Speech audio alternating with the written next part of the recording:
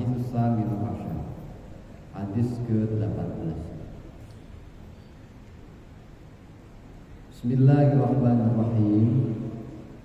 An Abi Dzarrin Jundub bin Junadah, dari sahabat Abi Dzar yakni Jundub bin Junadah. Wa an Abi Abdurrahman Mu'ad bin Jabal, dan dari sahabat Abi Mu'ad Rahman Mu'ad bin Jabal radhiyallahu anhu. Semoga Allah meridhai keduanya. An Rasulillah sallallahu alaihi wasallam, dari Rasulullah sallallahu alaihi wasallam qala,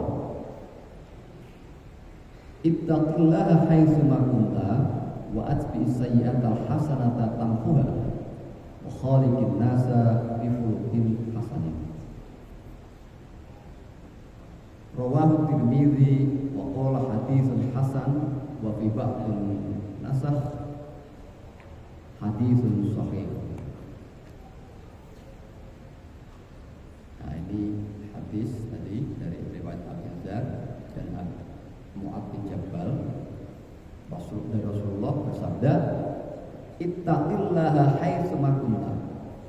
Ittaqillaha, bertakwalah kepada Allah, haitsu ma, dimanapun kalian kunta berada. Jadi pesan yang pertama dari hadis ini adalah agar kita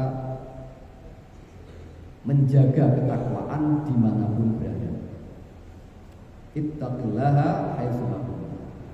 Yang kedua, wa atbi'is sayyi'atal hasanata tamhuha. Wa atbi'is sayyi'ata, dan ikutilah perilaku-perilaku yang buruk atau kegiatan yang buruk, jelek, al hasanata, dengan perbuatan tindak laku yang baik. Tamhuha, dengan perbuatan baik tersebut akan menghapus atas perbuatan yang buruk tadi, yang sayyi'ah tadi. Berikutnya, wa khaliqin nasa, dan berperilakulah kepada manusia atau berhubunganlah dengan manusia, berakhlaklah dengan manusia, bihulukin, dengan akhlak, dengan budi pekerti, hasanin, yang bagus. Rawahu Tirmidzi, hadis diriwayatkan oleh Tirmidzi, maqala, dan berkata ini hadis hasan, dan sebagian riwayat mengatakan ini hadisun shahihun, hadis yang sahih. Jamaah sholat asar, dari hadis ini Rasulullah SAW memesankan kepada kita 3 hal. Yang pertama, agar kita menjaga ketakwaan dimanapun berada. Ittaqillaha haitsu ma kunta. Jadi bertakwalah kalian semua ini dimanapun kalian berada. Nah, ini seperti tahu kelakuan kita, seolah-olah Rasul ini memang bisa mengetahui hal-hal perasaan kita, bahwa seringkali kita membawa takwa itu hanya di ruang-ruang tertentu. Misalnya ketakwaan kita ini dijaga karena kita lagi di masjid, kita lagi di mushola, kita lagi di tempat ngaji.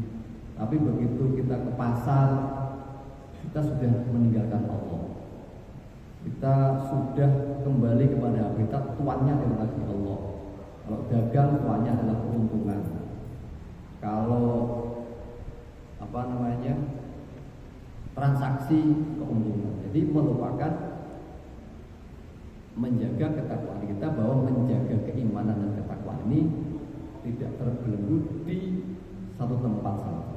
Dimanapun kita bawa diri, kita bawa. Tidak hanya takwa ini karena di lingkungan kita, karena tetangga kita, karena orang-orang tahu kita berperilaku soleh.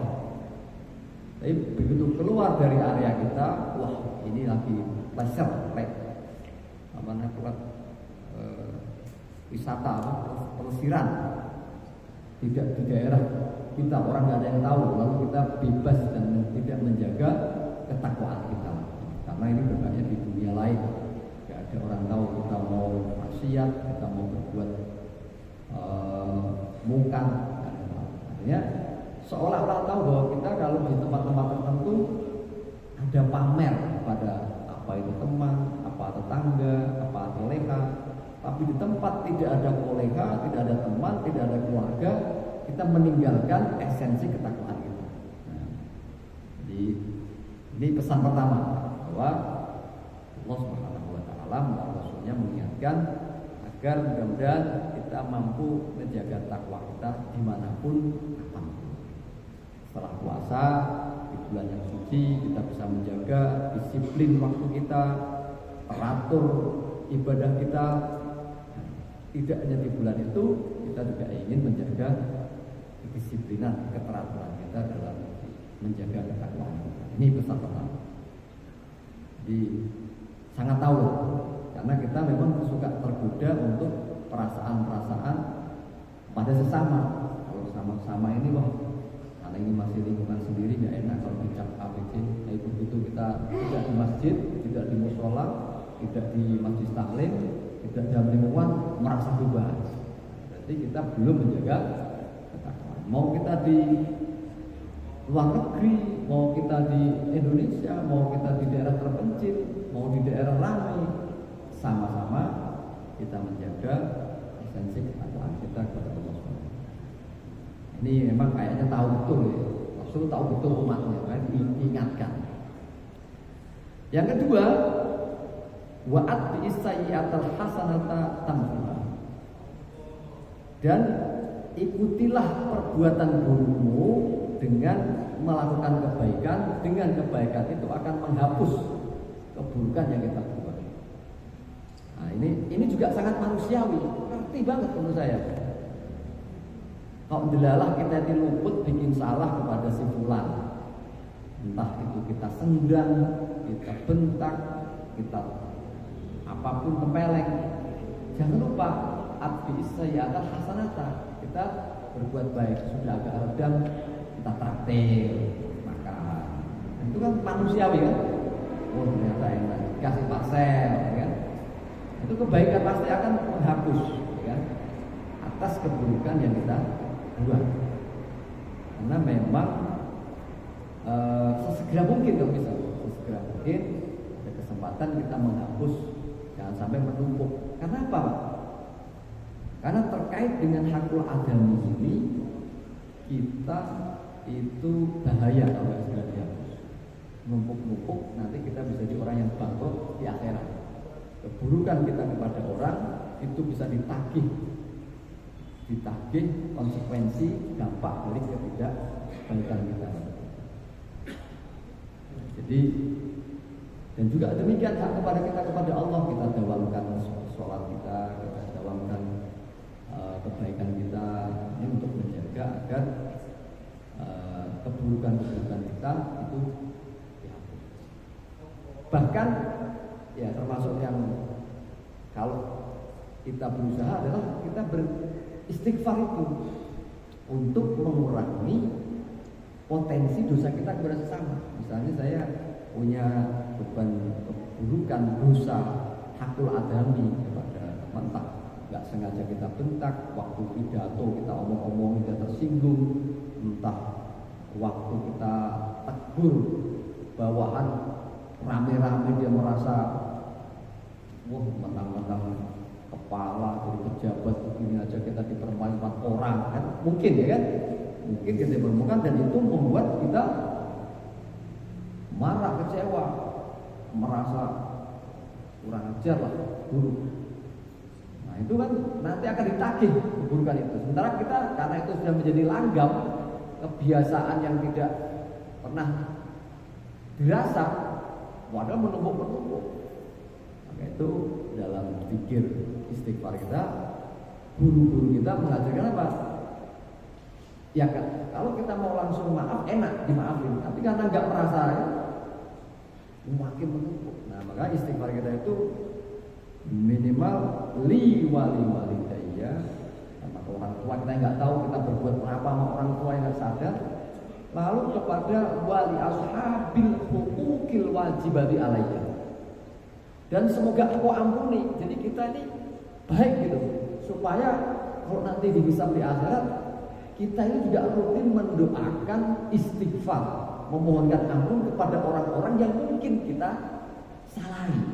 Wali ashabil, mereka sahabat-sahabat orang-orang ukukil wajibati alaih, yang punya hak-hak wajib kepada saya yang saya tidak tahu.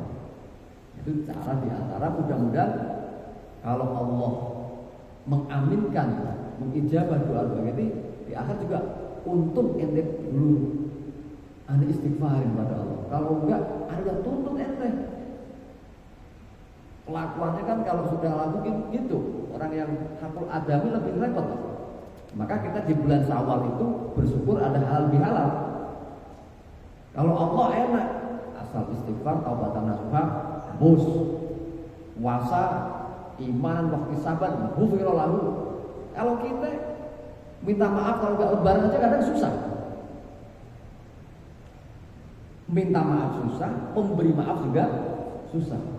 Nah, adalah orang tua-tua kita itu punya tradisi kalau bulan Syawal, baik itu pejabatnya, baik orang kayanya, baik para orang-orang yang penuh dengan kelebihan-kelebihannya, pada masa Syawal begini tuh enteng lidah, enteng langkah untuk berarti ya bro. Yang sana juga oke, maafin juga ada ya. Padahal kalau nggak gitu juga rasanya berat, gengsi.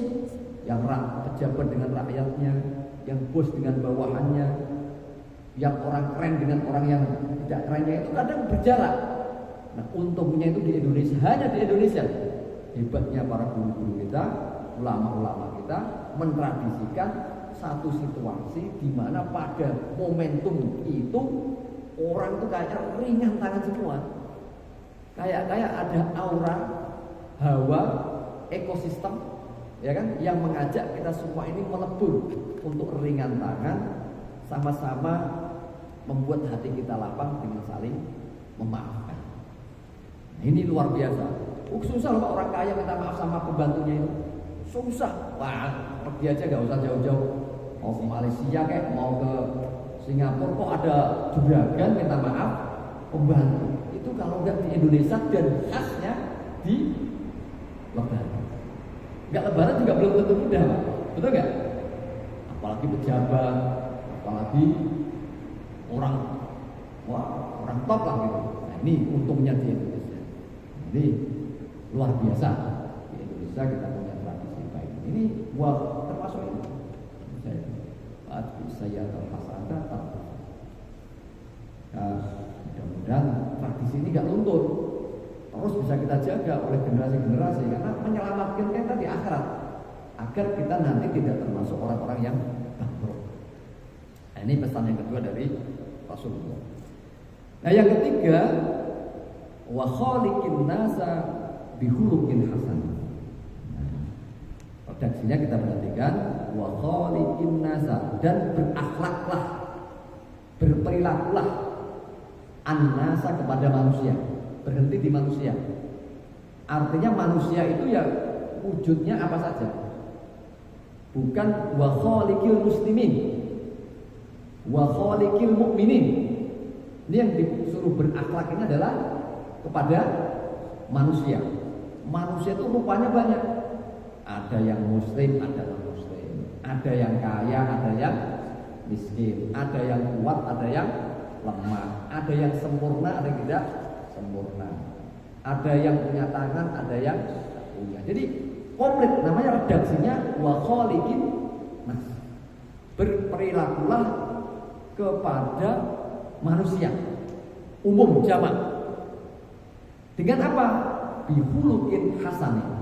Dengan akhlak yang bagus. Gak boleh, wah karena si orang kaya aneh baik dah, aneh hormatin, kaya. Oh dia pejabat, oh aneh bungkuk-bungkuk. Gak bisa. Kita perintahnya hadis ini oleh Rasulullah, mau kaya mau miskin, mau tua mau muda, mau sempurna mau tidak, kita harus berakhlakul.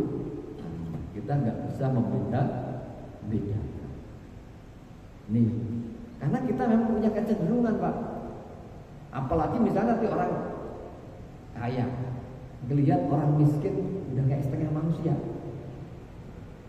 hilang akhlakul karimah. Atau pejabat dengan rakyatnya, ya kan, merasa pejabat melihat rakyat itu udah kayak seperempat manusia lah. Di ini akhlak kholiqin nas, sempurna mau enggak, kaya miskin, pinter atau bodoh, nggak ada soal. Mentang-mentang dia on gitu, lalu kita rasa on nggak paham, lalu kita sepelekan manusia. Nggak boleh. Pinter dikit lihat orang bodoh, nggak begitu manusia. Nah ini kholiqin nas bihuluqin hasan. Betul-betul luar biasa.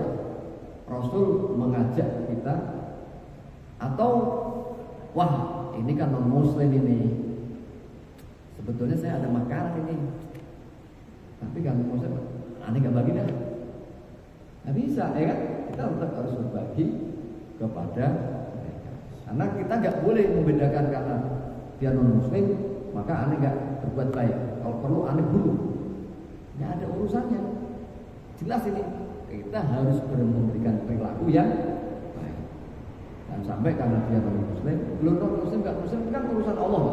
Tugas kita justru dengan akhlak baik kepada non muslim, maka dia melihat, wah iya ya, itu kan muslim, aneh non muslim, kok dia bagus, kok dia hormat, dia masak sayur aneh dikasih, dia punya acara aneh diundang, kok kayaknya nggak ada visi sama kita ya.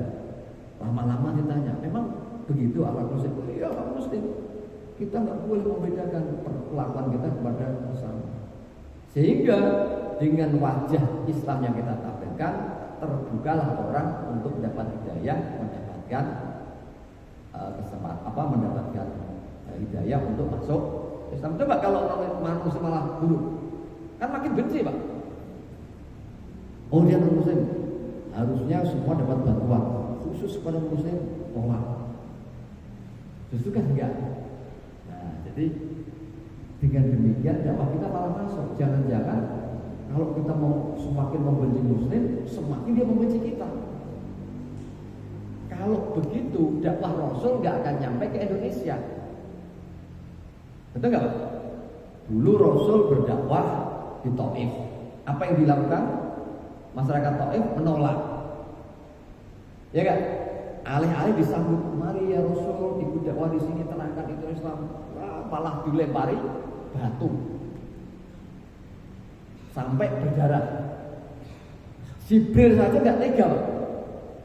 Sampai demikian berlaku masyarakat. Sampai Jibril malah menyarankan, ya Muhammad, mbok kamu itu minta kepada Allah itu, biar saya angkut gunung itu, ya, biar saya angkut gunung itu langsung tumpahkan kata-kata itu biar tahu rasa. Kok kurang ajar? Nah, kira-kira gitu kan? Loh emang saya ini diutus untuk meluluh lantarkan, membinasakan manusia. Saya ini diutus untuk menyelamatkan mereka, untuk memberi kabar baik. Kalau enggak, nasib mereka itu di neraka. Nah, welas asihnya Rasul itu luar biasa, sehingga kasihan kalau orang ini enggak selamat. Kata Rasul, kalaupun sekarang bapaknya enggak masuk Islam, ya kita berharap mudah-mudahan anaknya.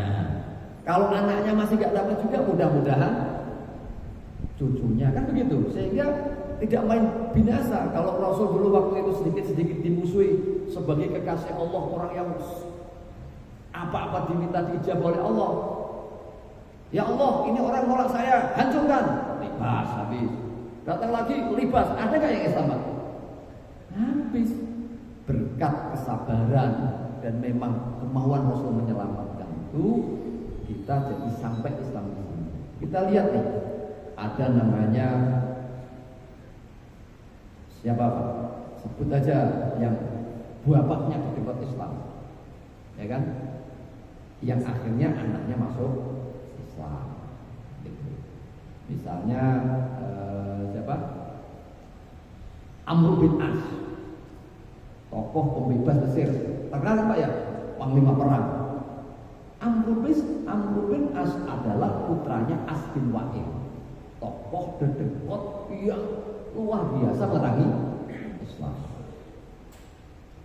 Atau Khalid bin Walid, penakluk perang Uhud, ya kan? Penakluk perang Uhud dengan strateginya jenderal waktu itu masih kafir, yang akhirnya membuat karena pasukan Rasul yang tertib, akhirnya turun dari bukit. Begitu turun, Khalid melihat kesempatan, kita balik naik, akhirnya malah pasukan Islam terkepung. Khalid bin Walid, anaknya Walid bin Mughirah, itu donatur Pak untuk merangi Islam. Tapi kesabaran, Khalid masuk. Ada Ikrimah bin Abu Jahal, ada tokoh-tokoh yang bapaknya berdebat-debat, ini berdebat-debat memusuhi Islam. Nah ini barokah wa khaliqin nasa bi khuluqin hasanah. Keterangan-keterangan gini Pak sekarang ini agak nggak menarik, karena yang menarik itu kalau kita keras kepada kaum muslim. Padahal Rasul itu dulu waktu Fathu Mekah, itu ketika Rasul menguasai kaum kafir Quraisy di Mekah, kira-kira apa yang dilakukan Rasul? Apakah membantai mereka? Apakah Rasul memaksa orang untuk masuk Islam? Ini orang perang Pak, menguasai. Kira-kira sebagai pemenang bebas gak melakukan apa saja? Bebas, namanya pemenang. Kalau ente gak ikut aneh dong, aneh sembelih, bisa kan? Nah ternyata apa? Apakah Rasul memaksa? Wahai kalian, kalau kalian mau selamat kaum kafir Quraisy, maka masuklah Islam. Apakah begitu Rasul? Enggak. Padahal itu pun bisa dilakukan. Barang siapa yang tidak masuk Islam, maka mohon izin, aneh harus habis. Kan bukan begitu akhlak Rasul. Justru Abu Sufyan, tokoh terdengar kafir Quraisy, itu adalah bapaknya Muawiyah bin Sufyan, ya, Muawiyah bin Abu Sufyan.